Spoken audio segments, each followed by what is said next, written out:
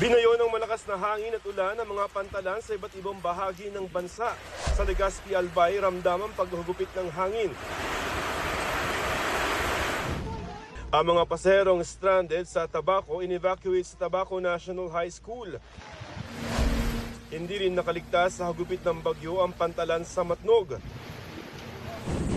at Bulan sa Sorsogon. Pati Virac sa Catanduanes. Sa Batangas Port, sumadsad sa pier ang dalawang barko sa lakas ng alon kagabi.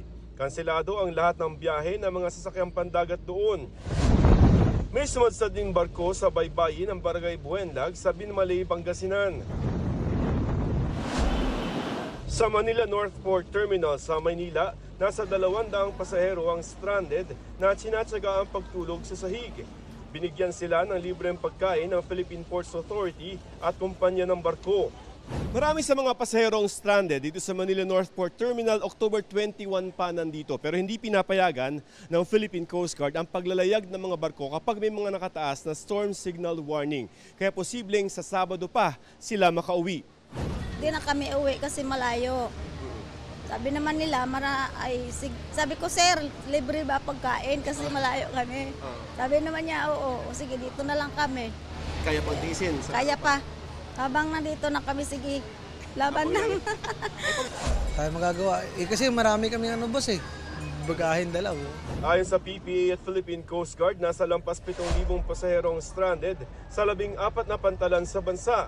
Tulad sa Batangas, Bicol, Masbate, Guimaras, Leyte, Negros Oriental at Occidental, Misamis Occidental at Zamboanga del Norte. We'd request that the passengers monitor the situation and not proceed to the terminals, considering that there are no trips. Sa Parañaque Integrated Terminal Exchange o PTEX, 9 na po ang kinanselang mga biyahe ng mga bus, karamihan mga roro papuntang Bicol o Leyte. Yung budget din sa pagkain. Wala na. Ubus na kasi hindi pwedeng galawin yung pamasahe. Ayon sa PTEX, depende pa sa abiso ng PPA at Office of Civil Defense kung kailan papayagan ng mga biyahe. Pero may isa pang pinag-aalala ang PTEX, ang dagsa ng pasahero sa susunod na linggo para sa undas na baka maipon dahil marami ang hindi nakauwi ngayong linggo dahil sa bagyo. Tingin natin may ipon to next week, kaya yan naman talaga ang paghahanda natin na susunod. Para sa GMA Integrated News, Joseph Morong, nakatutok 24 oras.